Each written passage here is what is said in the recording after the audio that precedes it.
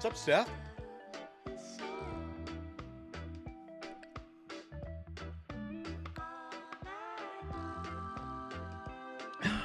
What's up, my people? Can everybody hear me right now? Just testing out all the vibes.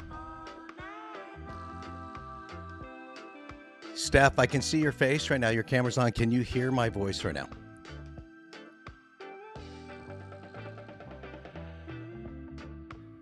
Anybody turn their camera on just to let me know that you can see me and hear me?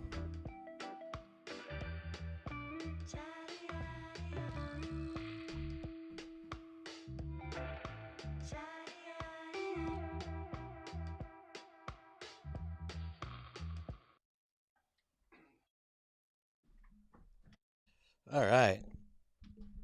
Can everybody hear me right now? Can you guys hear me?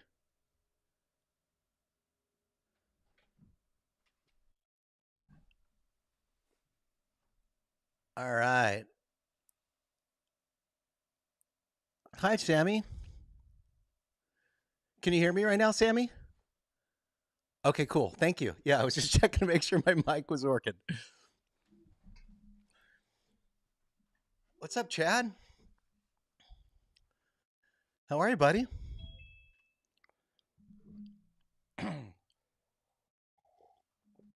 Yay. I think we're going to have a big audience today. Can everybody see my screen as the main screen? I've sort of spotlit my screen, so I'm bigger on your screen. Okay, cool. Thanks, Chad. Chad and Sammy, since I can see your faces, where are you guys from?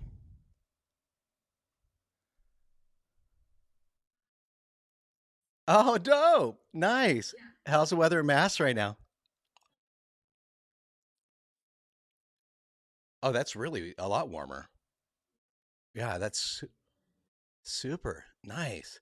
Oh, look at that. We got Daniel. Oh, I thought I saw Daniel moving their Danielle moving their legs. I thought they were on a treadmill for a second there. That would have been awesome. Hi, Danielle. I'd love that you're working and listening to this at the same time. Chad, where are you from? Oh, dope. Very cool. Yeah, I love that.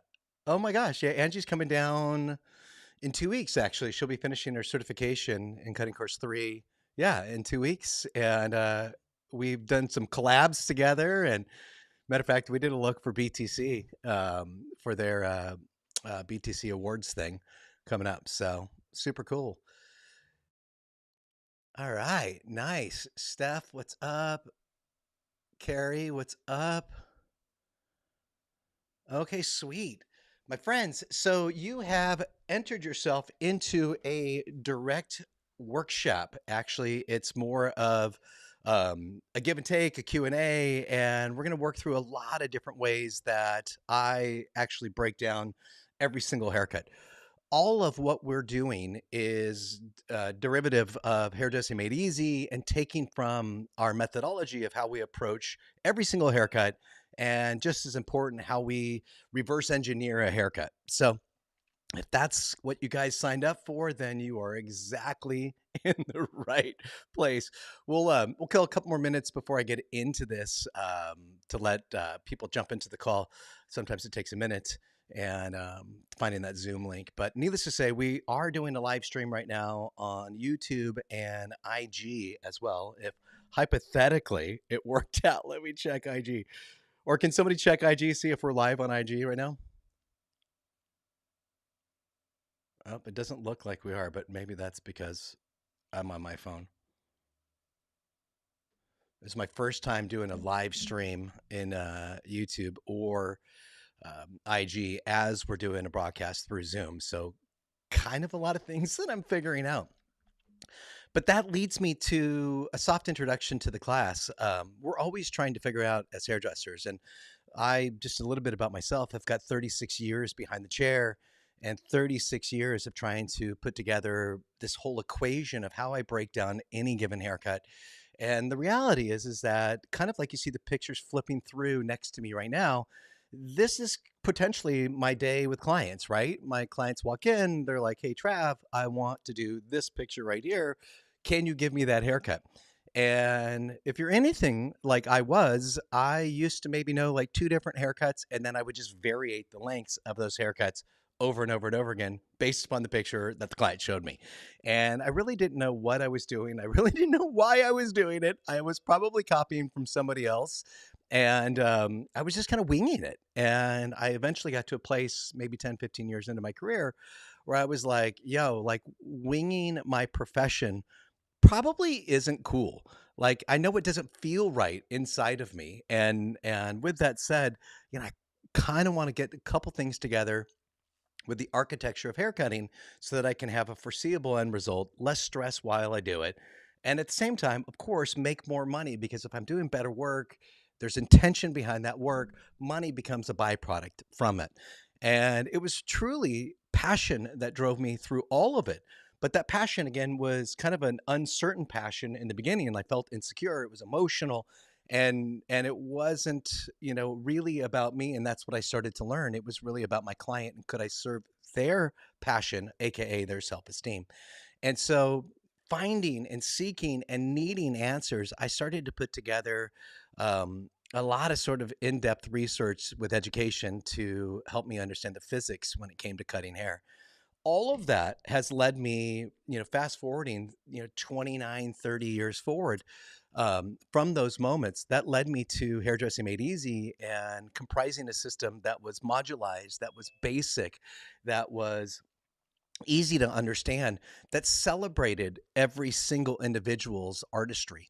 And whether that was my client's artistry based upon their vision and their self esteem of how they saw themselves, or that was me teaching it to other people, like, I came from a place like, yo, like, that's your style. We need to celebrate that style. Can I build a system of education that allows you to find your foreseeable end results, regardless if it's different than my aesthetic? And again, that's really where Hairdressing Made Easy came from. That's what it was all about. And yeah, and so today's class is really just a glimpse into what this whole process is of how we find stability, security, less stress, and again, at the end of the day, making more money as a byproduct from it. So, the way that next hour, 60 minutes is going to go, if not 55 minutes at this point, is I'm going to run through a couple different slides and I'm going to talk to them quite a bit on what I think about when it comes to dissecting a haircut.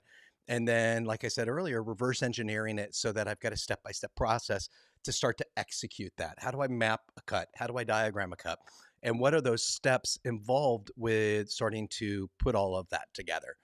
If you guys are in the right place right now, give me some thumbs ups on the screen. Let me know that you're with me right now and let's interact. Oh, I got some real thumbs up there. Oh, Chad, you got like a digital thumbs up on Zoom too.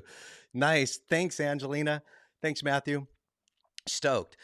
Okay, cool. So again, I'm going to run through some things that are my brain on video and in a diagram. And then at the very end, we're going to play a little game of can we trick Trav?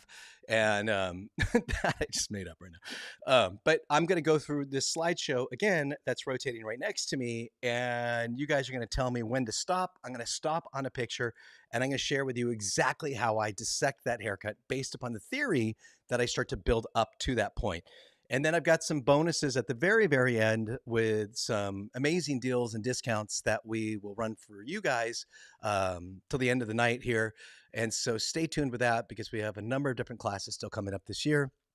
And yeah, and we've got discounts that apply to that. So I can get you guys into a practical sense of hands on and we can start to put all this really into action. All right, cool. Let's go. So, what we call the three elements of every haircut is this image right here, which is more of a diagram than anything else. And what we say the three elements of every haircut are what is the length of a haircut, what are the layers in a haircut, and what's happening around the face, or what we call face framing. And once we start to modularize those three thoughts, we've got a starting point. And back to my story of earlier, before I had all this in place, again, a client would show me a picture and then I was like, okay. And I would just kind of wing it. And so I really didn't have a place of where I started in a sense of putting it together in an organized manner. And so the three elements are like, okay, well, what's the length of the haircut? Where does it live on the body? What's the shape in this length of the haircut? Is it short in the front, longer in the back? Is it longer in the front, shorter in the back? Is it the same length all the way around? And then is it cut square to the body? Is it cut round to the body? And I'm going to get into that in just a second as far as a little bit more detail in just a moment. The layers in the haircut, which you're seeing indicated in blue here, length being the gray, face framing being the bronze there, the layers in the haircut are truly what gives the haircut shape. So as we start to see either expansion left and right, or volume up and down, or shorter pieces and longer pieces, what are the types of layers that are in this haircut so I can understand what that is, I can see it, and then I can put it into play as far as executing it as well. And I'm going to get into what the different types of layers are, because there's three main types of layers, and I'll sort of tease you with that right now, and then I'll ask you about it in just a minute, and then we'll get into it in a sense of explanation. Um, and then what's happening around the face? Do we have what we call a horizontal fringe, or do we have a vertical fringe, or do we have a combination of both? And how does that frame the face? How does that complement the face? Does it make the face seem wider? Does it make the face seem more narrow? Does it make it longer? Does it make it shorter? What's really happening around the face? And so, again, in a mental way, what I might do just right out of the gate as you're starting to learn to put some of these into application is, mentally on the mirror, when you're looking at the client and you're starting to break these things down, on the mirror, I might write length, layers, and face framing in a figurative sense or in your mind, or you can write it literally if you want to. Where does the length live and what's the shape of that length? What are the types of layers in that haircut and how do we construct those layers? And what's the face framing in this haircut? And again, this is really the fundamental way to start the approach to the haircut. And then, as we know, haircutting becomes quite challenging. We are dealing with anywhere between 85,000 hairs to 150,000 hairs on somebody's head. And they're not stiff, they're not hard, they're malleable pieces of fabric. And we call it textile. And so, with that said, what are the different realities of all of these different hairs? What's the formation of the hair? Becomes another advanced way for us to think about. Is it straighter hair? Is it wavy hair? Is it curly hair? Is it coily hair? And so, how do we understand cause and effect of every different textile of hair? And then the last thing we're thinking about in more of an advanced sense is what is hair per square inch and how much density are we reading across the mapping of somebody's head? Are they thinner on the top, thicker on the sides? Are they thinner on the sides, thicker on the top, or vice versa in any sense of mapping the head and understanding it? And we start to kind of put into place, okay, based upon density and trying to get everything to synergistically work together or collaboratively work together, I might need to use this tool versus that tool. I might need to use this technique of, say, blunt cutting to maximize density or point cutting to displace weight and length at the same time. So putting into play the more advanced things are really secondary to the primary things. And the primary things, once again, are what are the three elements of this haircut so I can start to deconstruct it. Any questions about that so far, or have we learned something so far about where to start and what we're kind of dealing with? I'm going to look over here because my screen's over here as I'm looking at your faces right now. Give me a thumbs up if you're still with me right now. I like it. I like yes. Yeah, yes, 1,000th iPhone. Why can't I even say that? 1,000th iPhone. That's hard to say. 1,000th. I feel like I have a lisp right now. All right, dope, dope. All right, my friends, I got a thumbs up there. I got to see a couple thumbs up there. Let's get right into what our length is. So again, my client sits down and we're going to play a game later on, as I mentioned, but my client sits down and I'm starting to look at the haircut in a sense of where do I start this haircut? How do I start to build the realities of what is happening in this image? I mentioned it a minute ago. If the line in the haircut, the baseline or the total length of the haircut is flat or parallel to the ground, I realize I've got a flat line. Probably common sense. I realize that if I've got a convex line, it's shorter in the front and it's longer in the back. What I have to pay attention to with a convex line is, does that length that's shorter in the front transition in a diagonal sense all the way behind the back of the shoulder, or does it graduate more quickly in front of the shoulder? And the one thing that I'm starting to think about when I'm breaking down the length in a haircut when it comes to convex, because I got a whole ton of clients with long hair that have fringe around their face, but does that fringe meet length that at natural fall hangs in front of the shoulder, or is that cut all the way to the back of the head? An example, The butterfly haircut that's been popping maybe the last 2 years now is cut from a traditional haircut that Jose Abera did back in the day in the 70s on Farrah Fawcett. It was the feathered, I don't even know what it's called, the feathered haircut or whatever it was.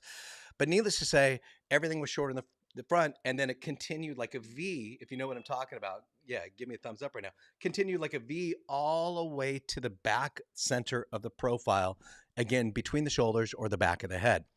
Now, with that said, that convex line very possibly can come even or flat to the ground and then to the front of the ear, which stabilizes what hangs in front of the shoulder and then starts to build up from there.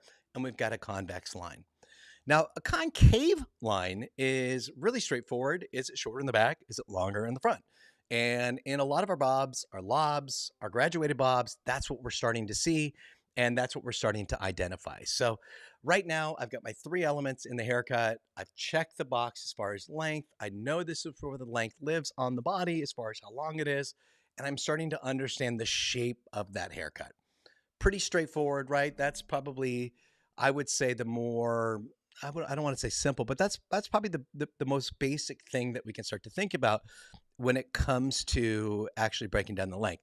Now, let's look at some pictures of it. So here I've got a couple images of length in the haircut, and what I'm starting to see is an example of the 3 different things. Number one is let me see if I can create a little pen here. Okay, no. Did that work out? Okay, so number one is this picture right here. So I'm looking at that. I realize that she's got a straight line front and back. It's a bob, but I've got a flat line that's built in it. Number two is I'm starting to realize that I've got a convex shape right here. It's shorter up and through the front. It's a bob length again, which was intentional in these diagrams here. It's a bob length again, but I've got shorter fringe around the face that's helping to accent cheekbones, jawline, open the face up a little bit more, give it more exposure, and if anything, give it a little bit more detailing. Yeah, and start to personalize the look. So that's my convex example there. Now, in the bottom one right here, I'm starting to see a concave baseline in this haircut where I've got more length up and through the front and shorter lengths in the back. And that's, again, a pretty straightforward example of what we're starting to see in that. And yeah, that's kind of where we're at with that. Let's see if I can get this diagram to work again. Let's see, done. All right, cool. Now, moving quite quickly, this is my example of the 3 different types of layers, just the same as we would have in a baseline. We've got a flat line, we've got a concave line, and we've got a convex line. A concave line is shorter up and through the profile, longer up and through the sides and the transition between the top and the sides, which is AKA the parietal ridge. And then flat is straight across the top, parallel to the ground, anti-head shape. They're also called square layers. You've probably heard that term before. And then the final one is convex layers. And what we're starting to see in these visuals here is if in the first one, if I was to build it from a shorter point to a longer point there, and I release it based upon cause and effect, where is that hair going to live in the shape of the haircut and how is it going to create shape in the haircut? Now, concave layers are primarily found in longer haircuts. When we're taking hair from a shorter point and we have to exaggerate it to a longer point, and we want everything in the layers to connect to the length. So 9 times out of 10, I'm going to say, I should probably say 8 times out of 10. 8 times out of 10, if I'm building a longer layered haircut, I'm probably using concave layers. The reason it expands in length up to the parietal ridge is because I need that to fall into the longest lengths of the haircut. Does that make sense? And is that kind of what you guys are already producing right now? Give me a thumbs up on that, a peace sign, an explosion, something. All right, dope. Thanks, Steph. Okay, rad. So that itself will, I think, help you guys tremendously. Now, the second thing is starting to build even more shape in the haircut. We're starting to realize, okay, if I had a concave layering pattern, initially, I've got longer lengths up in the parietal ridge here. Well, if I cut those shorter, then the hair is going to drop to a lesser length. It's not going to drop as far into the haircut. And so then I'm going to potentially have disconnection between where that shortest layer lives in a flat haircut and the base of the haircut. So a flat layer, I'm traditionally going to find in more bob shaped haircuts, in more mid length shaped haircuts.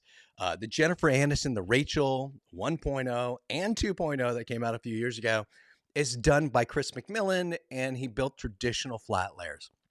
And I'm going to stretch to say that the majority of my students, and now teaching over 20 years, the majority of my students that build layers into the haircut use flat layers. Like that's a pretty straightforward layering pattern. Again, also called square layers. It seems to be more commonly, without really knowing why, the layering pattern that we default to. Now, the third pattern of layers is going just the opposite. Again, concave came out to longer lengths at the parietal ridge. A flat line is going from the profile section and its established length straight across the top of the head. So we're cutting those wings off when we get build flat. Now, when we build concave, we're cutting to the round of the head and we're doing just the opposite. And what we find is when we build concave layers, we have sort of a triangular shape up and through the top of the haircut, but it's shorter in the parietal ridge. So now I'm thinking, okay, like if I'm building a longer haircut and I cut it shorter in the parietal ridge here, it's not going to drop and meet this length. And say I had a longer haircut, it's not going to meet the length down there, at least in a consistent blended manner. Now, I also think, okay, if I have a mod haircut or if I'm doing a shag, this might be the approach because what I'm building in those haircuts are what we call inside out haircuts. It's shorter in the layers on the inside and it's moving into a longer length. So if you got this cool framing around the face and it's all short up and through here, old British rocker, again, mod haircuts or any sort of shag haircuts, yeah, that's kind of your default pattern. But it's going to have more technical disconnection. That's not to say that you can't freehand blend the 2 points together of the shortest layer coming from the parietal ridge and the total length of whatever that haircut is, but you're probably freehanding it together and it's not a cohesive blend from the top of the head through the sides of the head. Any questions about that? Because that is a mind-blowing slide. That is a big reality when it comes down to how do I dissect a haircut? How do I start to break this down so that I can start to execute what I'm seeing in the picture? Any questions about that?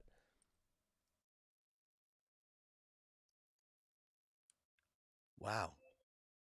I'm stoked. I mean, I'm stoked. I'm stoked that either you don't have any questions or I nailed it or you're just being really shy. But whichever it is, yeah. Please, if you can even turn your camera off if you want to ask me questions, if you don't want to have anybody know who you are. Oh, I see some things in the chat room there, but I can't read from where I'm at. I'm blind right now. Both, you're awesome. Oh, thanks, yeah. Is that yeah? How do I say that? I like it. Yeah. That is the dopest name I've ever heard in my life.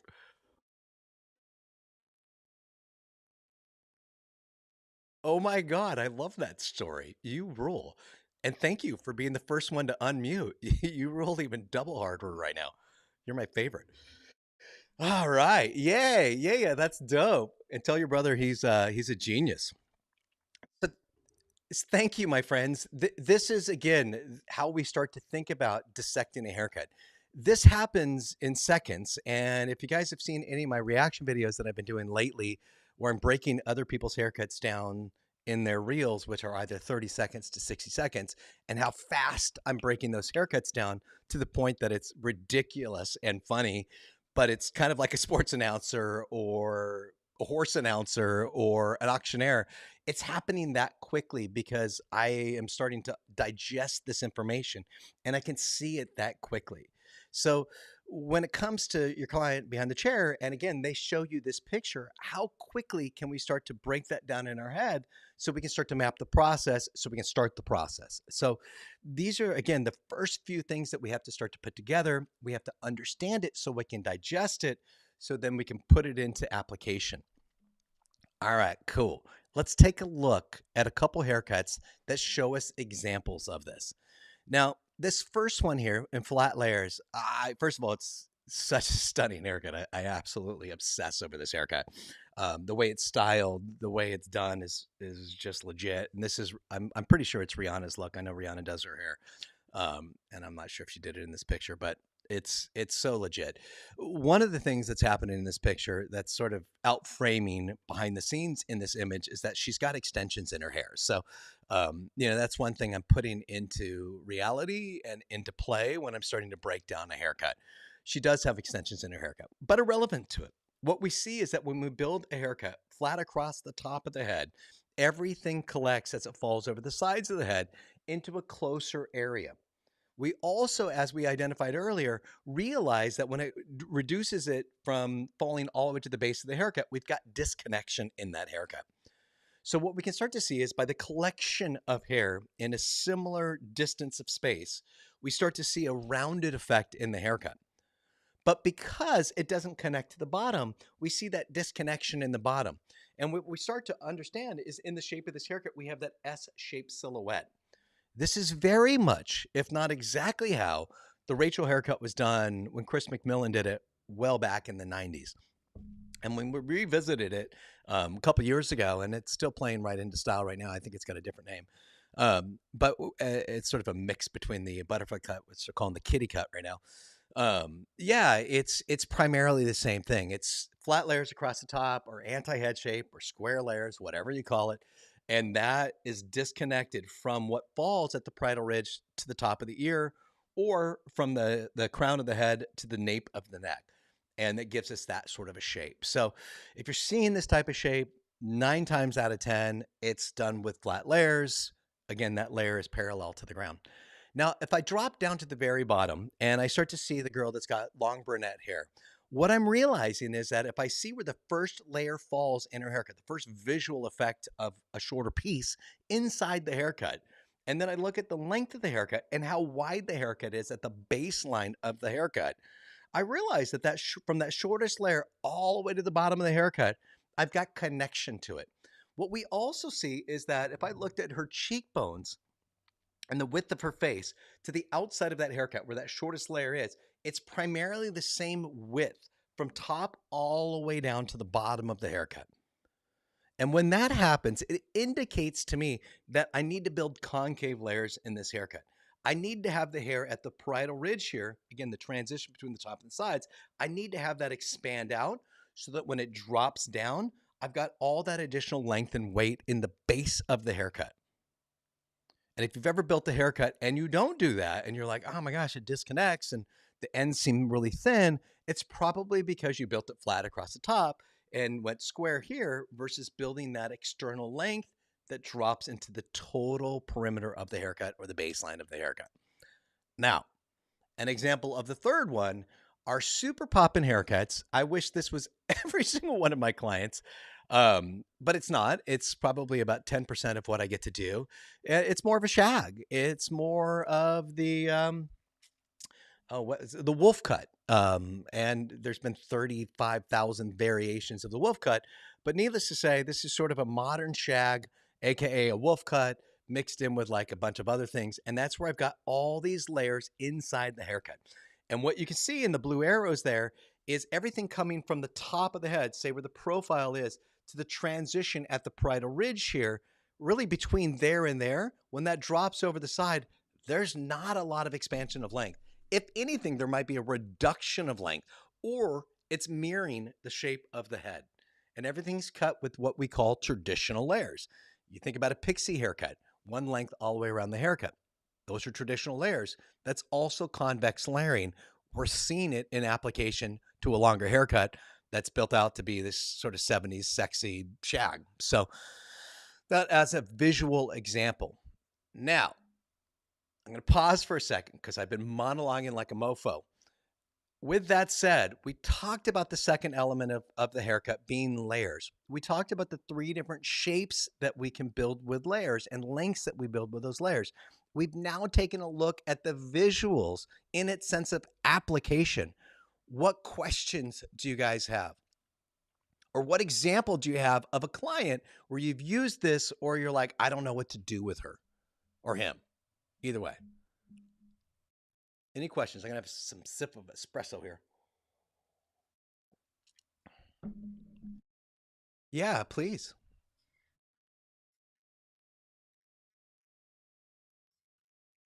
Uh-huh.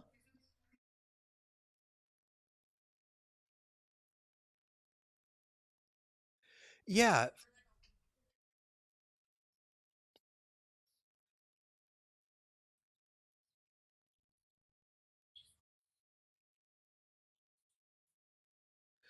I mean, first of all, thank you very much for asking the question. It's a brilliant question. And let me just repeat it so I know that we're on the same page. When we build flat layers into a bob shape, we have all that additional weight in one area. Is that primarily the question there, Sammy? Okay, cool. So let me think about it in this sense. If I'm taking the distance between the center of the head and the transition between the top and the side here, which is AKA the parietal ridge, or you can assume like the mid recession as it drafts straight horizontally or parallel to the ground, separating the top from the sides. If I take everything on the top of the head and I build the length square across, when it drops around the head, there's not a lot of space and distance between what's coming from the center and the side here. So all of that's closer together. The closer that entire area of the head is with hair, the closer it is together, the more weight that we're going to have in it. And it's just in a law, like the laws of physics, it's mass. If we displace that weight by building more concave layers, and so we've got a shorter point moving into a longer point, a longer point, and a longer point. You can think about maybe the sides of like steps or whatever. You know what I mean? It's moving to a longer point. When I do that, it spreads the shorter point from the longer point through a greater span of space. And then when I start to smash that together, think about an accordion. When I start to open the accordion up, that would be concave layers. As I start to close that thing down, which I know nothing about accordions, but when I start to close that thing down, I'm smashing everything into a small area. And so what happens is that I've got all of that weight in one area. So this is where things can sort of differ. And this is when haircutting becomes a little bit more challenging because we might be dealing with hair per square inch.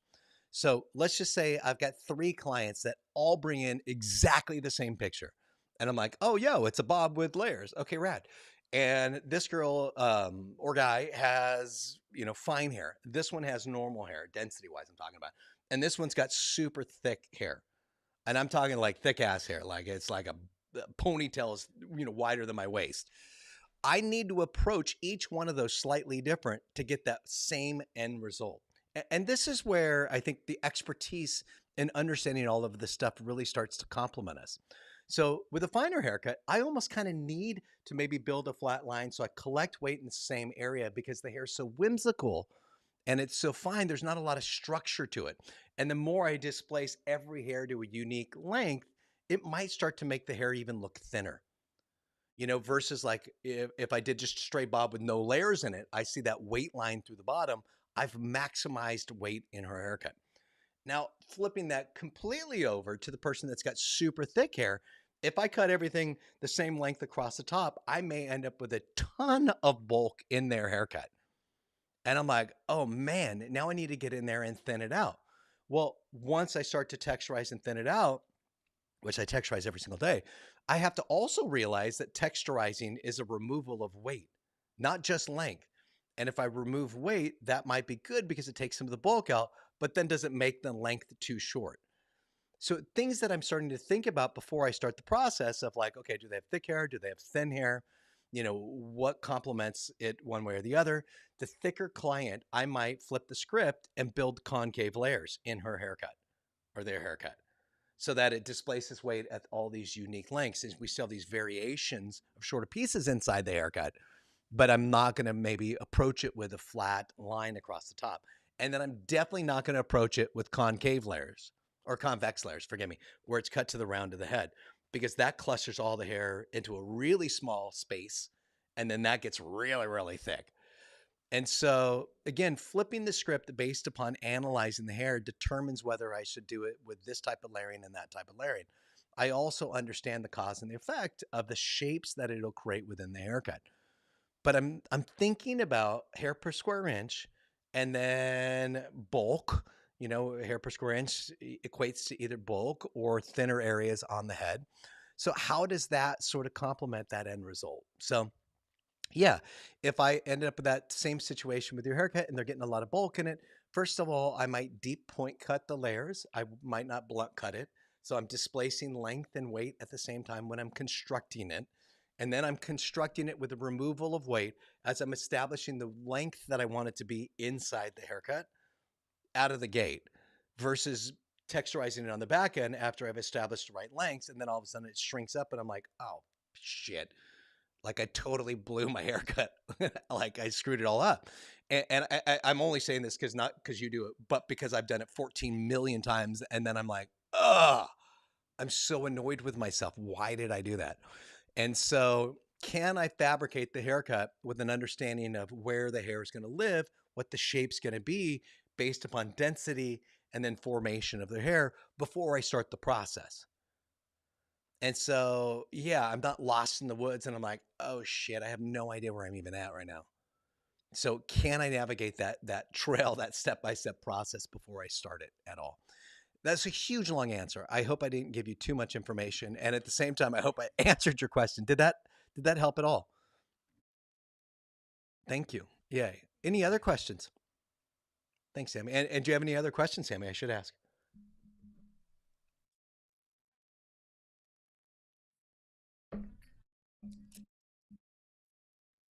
Yeah. Yeah. I'm flying to Italy in 2 weeks to teach a class. I could certainly stop, yeah, in Mass and hang out with you for sure. Yeah, 100%. So when I start to think about putting these first two things, these first two elements, I should say, into play, what I'm really thinking about in the next step is how do I navigate where these layers are going to live in relation to the length? And what you'll see in the renderings there is that I've got blue versus gray. Blue is indicating layers in our haircuts, gray is indicating length in our haircuts. And this is how I map every single one of my haircuts that I do for all of my classes. So there's continuity in sort of our diagramming with everything we do. So if you ever take one of my classes, you'll see that everything in our diagrams is sort of mapped in these, the indigo color and then the gray color. And then, as I showed you in the beginning, bronze becomes our face framing when I showed you that three elements of every haircut slide. So I'm not going to get deep into this right now, but this is, really just kind of setting us up to start to map out a haircut. I realize in the very top section there, it's a traditional horseshoe. I'm putting layers potentially in this haircut just in the top, in the horizontal portion of the head, but nothing through the vertical planes of the side here or the convex concave area in the back of the head, which is that S-shaped curvature. So I've got less layers in this haircut. For a lot of my bobs, I will use concave. Forgive me.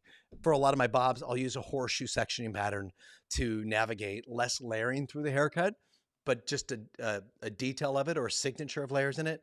That might be an approach I use. And to be completely honest, this is cosmetology school 101. I use a horseshoe sectioning pattern a lot, like a lot. 99% of my shorter haircuts on guys or girls, any kind of pixies or I don't know, any type of shorter haircuts, I'm primarily using a horseshoe sectioning pattern.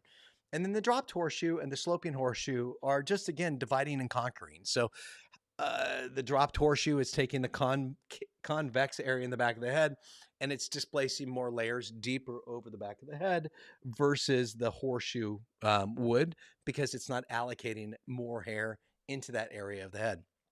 The sloping horseshoe is just taking and dropping over the bridle ridge to take layers deeper on the sides of the head. And in a lot of cases, if you guys want to screenshot this right now, but in a lot of cases, the sloping horseshoe is what I'll use for my shags, my convex layered haircuts. Where I want a lot of layers inside the haircut. And then I want, less detail in the length. And maybe I'm going to think about disconnection in that haircut. The dropped horseshoe, the second one there, I guess I should say the first one closest to my finger right now at the bottom. That's the sectioning pattern that I use primarily when I build concave haircuts or longer haircuts in their entirety. It's one I use behind the chair a lot. So yeah, top one is kind of my bobs and my shorter haircuts. The bottom right there, I don't know if it's my right or my left in the screen there, but where my finger's pointing to the dropped horseshoe, that's what I do a lot of my concave layers with. And then the one furthest away from me at the bottom there is for a lot of my shags. Any questions about that? Okay, no. Nope. Now, this is going to be a real short and easy one about this, and then we're going to play my little game here. This is really me thinking about fringe in two ways, and this has everything to do with face framing. You know, do I build a horizontal fringe in the face? Do I build a, oops, do I build a vertical fringe in the face? Or do I have both? And then, of course, we dive more into this in a lot of our courses, but how wide do we make that horizontal fringe? Is it expanding the face by showing the full width of the face? Or is it more narrow? Or is it even down to just a tiny little piece that's right up and through the front that may be an area that I'm cutting so that when my client throws their hair up, they've got a couple of those cute little money pieces that drape around the cheekbone or the jawline or something like that. So horizontally, you know, if I've got more of a narrow face, and I'll just kind of make this short and sweet, but if I've got more of a narrow face, I want to open up the face wider. So I'm going to expand my fringe to a wider point.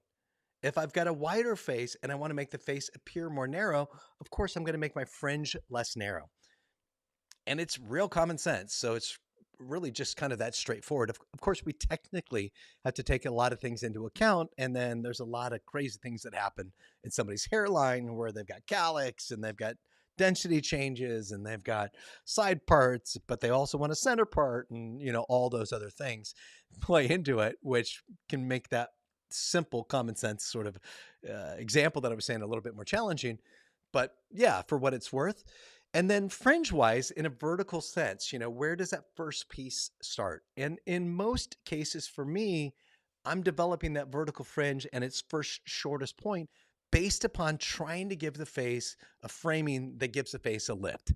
So I think about like a facelift, you know, if I'm trying to bring the face into an upward motion, so visually we're looking at the face and it opens things up, I might take that first piece of fringe, draft it right around the cheekbone, just at the base of it. So it draws the eye's attention from the chin straight through the cheekbone and straight up. And it helps to give the face a lift. So where I position that vertical fringe has everything to do with, yeah, you know, am I trying to lift the face up? Am I trying to make the face more narrow? Am I trying to open up the jawline? And those things start to play into my decisions on how I might accent facial framing. All right. Okay. I feel like I'm monologue city over here. I've got pretty much the nuts and bolts in place for us to play a little trick on Trav game where I'm going to go through some slides right now and we're going to see how I would break these haircuts down so you can see it as an example in real life. And to be honest, I've seen this slideshow like 30 times when my editor made it for us. But I haven't really paid attention to it in the sense of breaking any of them down in Scout's honor truth. So what I want to do is I'm going to play the slide. Let me just put it on right now. And it's not going to start. So I'm going to play the slide right now. And then I can, is this going to give me the option to stop it? Ah, it doesn't. How do I do that? So what I want to do is, can I pause this? I don't know if I can. Okay. I don't think I can. I thought I was trying it the other day and it worked, but now I don't know how to do it. So any of these haircuts that we want to see me break down, let's do that. Is there a haircut and somebody just yell out, stop, and I'll take that haircut into an example and I'll break it down. This one, this one, this one, this one. Oh, I need to be able to stop this. How can I do that? Let me. Okay. Let's do this. I'm going to take this out of screen for a sec. I think I was pausing it on my computer, not my iPad. So that is why I can't do it. Okay. So a shorter one. Okay. So, oh, darn it. How can I do this? Oh, I did it. Okay. Rad. Okay. So I just happen to stop right there and then I'll get to a shorter haircut in a second when I can figure out how to start and stop it again. So this is a bob, right? I'm looking at this. The accent of this bob is that the length of the haircut is sitting just above the chin. What I'm starting to understand is if I took a comb from just above the chin straight around the jawline, what I realize is that that length starting in the back is right at the nape of the neck. So what I would do in real life is I would take my comb and I would map it from the front of the haircut here and rock my comb or rotate my comb around the back of the head to understand where it's going to live in the back. What I start to understand about this haircut as well is that it's flat to the ground. It's parallel to the ground. And with that said, I may have some invisible layers in this haircut, but I really don't have a lot of layering in it. So nine 99% sure that what I would build is a flat line through the baseline, length of the neck, or length is right around the nape of the neck, and everything I would do would probably be blunt cutting. Now, that said, I see that there is, again, like a little bit of sort of invisible layers in it. And so, what I would probably do is take the hair from the parietal ridge straight up to the top. And what I would find is that when I drop this down and pull this back up again, I'm going to find that I've got sort of a pyramid effect on the top of the head. I would deep point cut across that top just to displace a little bit of layering across the surface of this haircut. Now, the next thing I'm thinking about is in face framing. I see sort of a jagged edge and through the fringe there. So I would either build this with a razor or I would build this with point cutting. And when I point cut, I wouldn't use directional point cutting or I wouldn't use parallel point cutting. I would do more directional point cutting. So I'm point cutting into it, taking chips into it. I also see that she's got a little tiny piece on the left and the right side of her temple region as well. That's slightly longer. And so, yeah, that's how we would break down that haircut. This one's kind of almost the same, to be honest. Let's see if I can get that shorter haircut. That one, I can't even see her haircut, to be honest. Oh, darn it. I wanted to go back. This is primarily one length in regard to length. And if a client brought me this haircut, I'd be like, okay, yeah, cute fringe, cute length. Let's take a look at other pictures that show us layers in it. Fringe in this is shorter through the arch of the brows, arch of the brow to the arch of the brow, same length, parallel to the ground, aka flat to the ground. And then I've got a little bit of a sort of a beveled edge to it, a concave edge. And you can see in this picture, they built that right above the top of the cheekbones there that really exposed the cheekbones. And then the length of her hair is primarily one length. I wouldn't be surprised if she has extensions in her hair. There is a pixie right there. It's a grad pixie. So I've got graduation in this haircut where it's shorter in the nape of the neck, and then it moves to longer lengths up above the occipital bone in the back, the crown of the head. So I'm probably going to build this haircut by elevating everything out at a 90 degrees, degrees of elevation. I would probably keep everything on base through the back of the head. And I'm moving from a shorter point at the base to a longer point up on the top. And just looking at the base of the haircut in the nape of the neck there, the way that the line around her neck is so serrated out, it's probably cut with a razor to give us that veinier effect or that really serrated effect. And then everything is being cut to the round of the head until you get to the back of the ear. And then from the back of the ear forward, I've probably got over direction that's happening. So last section, as I cut to the round of the head, at the back of the ear becomes a stationary section. And then every section that moves in front of it is over directed back to it. And then I would probably cut flat layers across the top of her head, which are those shorter little whimsical pieces moving on the top of her head. Base framing in that looks like a flat fringe as well. Maybe a little bit of a beveled edge around the cheekbones there that meet into the temple region or the side of the head. Is this cool, you guys? Does this help how I would dissect a haircut? Okay, dope. So let's see if we can do. Oh, there. Okay, perfect. This is the butterfly haircut. So I would say I'd bet my last pair of shoes on the fact that this is the butterfly haircut. Now, my client brings me this picture and she's like, Trav, I want this haircut. And first of all, I'm looking at her haircut and going, this girl has 18 tons of hair. So back to your analogy or my analogy with you, Sammy, in regard to a bob and how much hair the person has. I'm looking at this girl's hair to the point that I'm like, she either has extensions in her hair, she's got a wig on, or she just has like a mountain of hair. And does my client have that much hair or not? That's reality number one. And then that gets into client consultation of like, yo, we don't have that much hair on your head. So this is the reality of what's going to happen. The other thing I'm starting to break down in this haircut before I even start to execute it is that, is it realistic that my client's going to blow dry her hair this much? Like these types of styles right now and these butterfly haircuts are super high maintenance. Like, at least in my opinion, it is. Like this is a thorough blow dry. And if my client didn't blow dry her hair all the time, will it look like this as an end result? And the answer is it won't. It 9 times out of 10 wouldn't, I should say. Now, what we have to understand with the butterfly haircut is that it's a concave or convex baseline where it's shorter in the front and it's longer into the middle of the back of the head.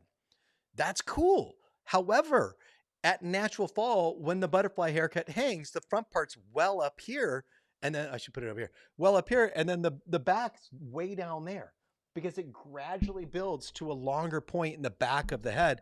And that is everything to me because if my client wants to see the length in front of her shoulders, she didn't have any length in front of her shoulders. I cut it into this deep fringe that goes all the way to the center of the back. And then if she wants to see length, she has to pull all of her hair over her shoulders to see it up and through the front. Well, a couple things going on. If I've got to pull hair over the shoulders to bring it up to the front, first of all, it's traveling from the back. So by the time it gets up to the front, it's visually going to look shorter. Second of all, I don't have anything in the back of the head if all the hair's in front of the shoulders.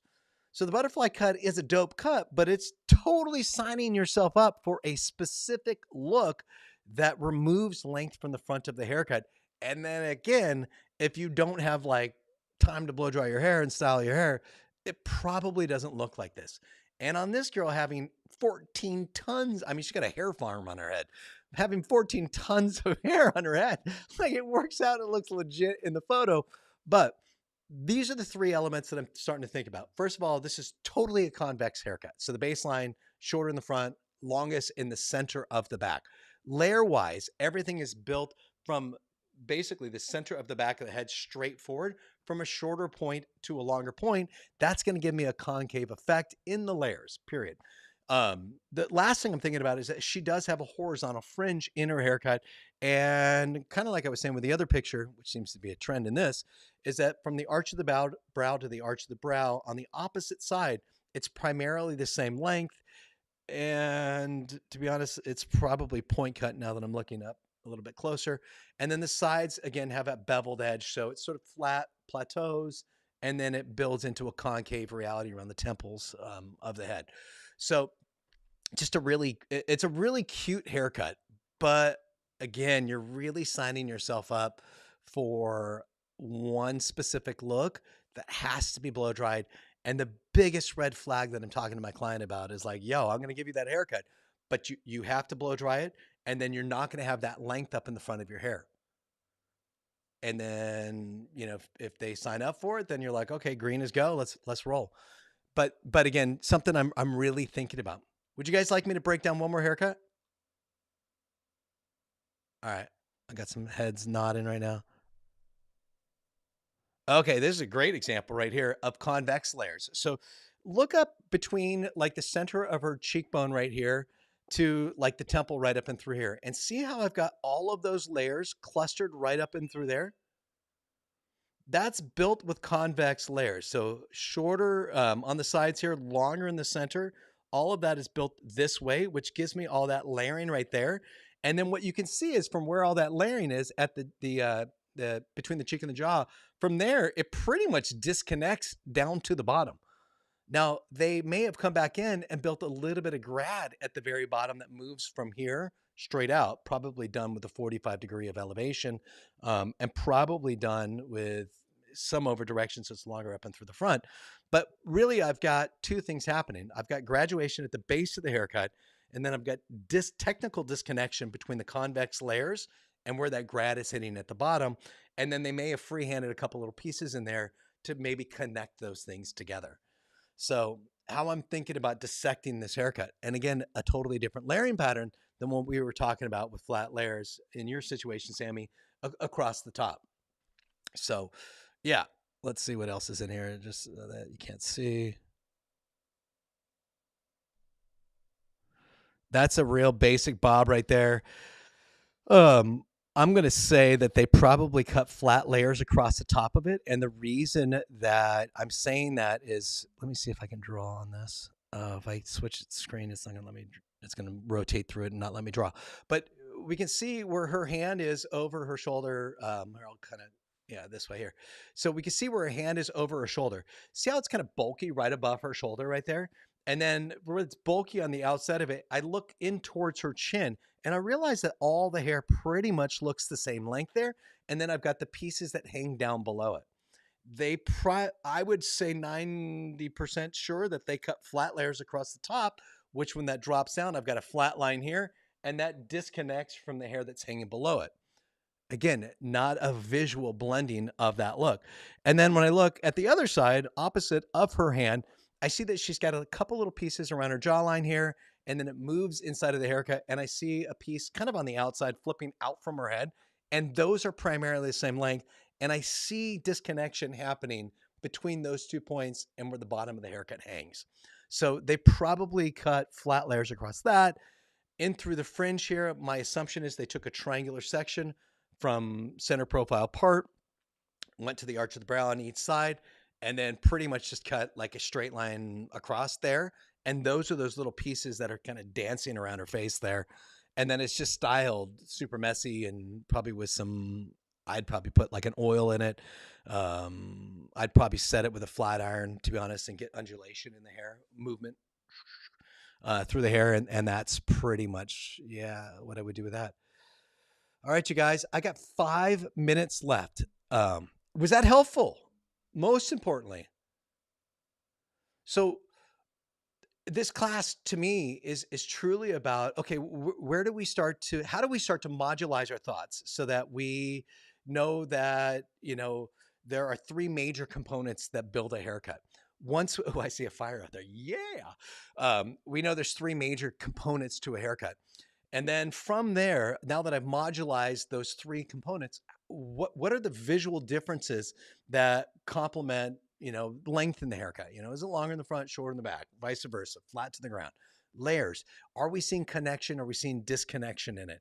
And that leads me to this type of layering versus that type of layering. And then face framing again. What's really happening in that face framing, and how wide is it? How narrow is it? Taking it as means of inspiration. How do I apply it to my client that has unique everything to the picture that they're showing us, again, as means of inspiration? So this is my inspiration based upon my knowledge of hair and your hair. This is the result that we're going to get. I have that verbal out frame with my client. I have that verbal agreement with my client. I talk to my client in their words, not your and my words. We speak hair. They don't speak hair. So I break haircuts down in their language, in layman's language, in words that they've already used, so that they have an association to my explanation. And then, of course, in my head, I'm starting to map out, okay, what's the main sectioning pattern? How do I need to allocate layers from length when I start to dissect this haircut and put it into application? And then, of course, what are the steps involved? Step 1 is, starting in the center of the back or starting on the sides, and step 28 is I'm going to finish the haircut with X, Y, and Z. Am I going to cut the haircut wet? Am I going to cut it dry? Am I going to do it both? What complements that objective end result? So, again, those are the main things that I was trying to drive in this haircut. And then I wanted you guys to visually see those examples where I drew the red lines around the head so that we knew, I'm going to put that back into play again, so that we knew sort of what we were looking at to be able to differentiate, different looks one way or the other. And then again, as a sort of a little, trickery right now, how do we start to see somebody that's been cutting hair for 36 years, written my own curriculum, my own methodology, my own approach, taught thousands of students all over the world? How do we start to see a brain old as shit like mine is in its sense of real application? And again, without any sense of prep in that, I wanted you to see how I broke those things down so that hopefully it inspires you to maybe, process things in a similar sense. So that said, I, like this class, have a ton of free content out there. And you probably found out about this class through social media. So you're already following a lot of my free content. We have had a huge focus this year on YouTube, where I've got full tutorials on YouTube of haircuts. So if you haven't already jumped into my YouTube, definitely jump onto my YouTube. It's one of my main focuses for this year is to build my YouTube channel to be this robust free library of content. But we've got haircut tutorials on there. I'm starting to do haircut challenges. This is one I did at Staples, where I had to go to Staples and I had to find cutting tools at Staples or things that I could use to cut hair. And as you see, when you watch the video later on, you'll see me breaking down these haircuts using the 3 elements. So the length, I'm doing this, but I got a paper cutter. And in the layers, I'm doing this, and I've got like plastic handled scissors, and in the face frame, and I'm doing this. So it's kind of edutainment where it's fun, it's light, it's chill, funny, if anything, and always good to laugh at me. Yeah, it's an easy watching thing, and it's free. So I definitely urge you to jump out there on YouTube and follow some of our content. We're having a blast with it. Now, if any of this sang to you, then you're starting to understand who I am as a hairdresser, who I am as a teacher, and how much I love this role and this purpose I have with helping individuals like you grow and have more answers, make more money, less stress behind the chair, maybe even become a facilitator, maybe even become, a teacher working with different brands. I've been blessed to stand in all of those roles, and as a true purpose, this is where I'm at as a hairdresser. So I wanted to put this out there because I will be giving you guys, using this code, 35% off on any one of my classes till the end of the day. So with a sense of urgency, I'm putting it out there that we have our methodology courses in person. We have our methodology courses live online, and then we have e-course versions of our courses as well that are fabricated on-demand videos that allow you to watch it as many times as you want to, and you own the information forever. Now, that said, same code through all of this, it's 3L May. Three Elements May is kind of where I came from that. These are the courses that I got left this year, and CC1 which is our first color cutting pillar, we only have 3 seats left in July, and then we have 3 seats left in September for that course to start your journey in our certification process. And then it looks like we've got a couple seats left for our CC2 and CC3 as well. So maybe screenshot this, but you will find this in the calendar on my website as well. So for what it's worth, those are just some of the dates that we have on location. And that's a personal interaction. We only take 5 students per course, and it's myself and my good buddy Jeremy that teach you guys. And it's a near 1-to-1 ratio as far as teacher to student. It's unbelievable. And those classes we've been doing for 7 years now. So super rad, super good. Our live online classes are absolutely magnificent. As you see right now with all of our renderings and our diagrams and me set up in the studio here, they're interactive, they're hands-on. You're exactly where you are right now or wherever you are. And it's near one-on-one as well. We have 10 students per class. These are the remaining dates, less dates left with this for the rest of the year. But yeah, that's our live onlines. And then this is kind of what not kind of, but this is what our e-courses look like, what the interaction looks like. It's, I don't know, like 50 to 100 videos per class. It's a lot. Like it's a lot. And then if you're like, yo, Trav, like I'm cool with certification, I want some of your trending stuff. This is a package, a bundle of 31 videos that I put together that are all trend-based haircuts using Hairdressing Made Easy as a means of example to build all of our looks. Now, that, my friends, takes us to the end of the class. I'm right on the hour right now. What questions do you have? And I mean, any questions about career, about classes, about this class, anything at all. Let's open mic it, and I'm here to answer any kind of Q&A that you have questions to.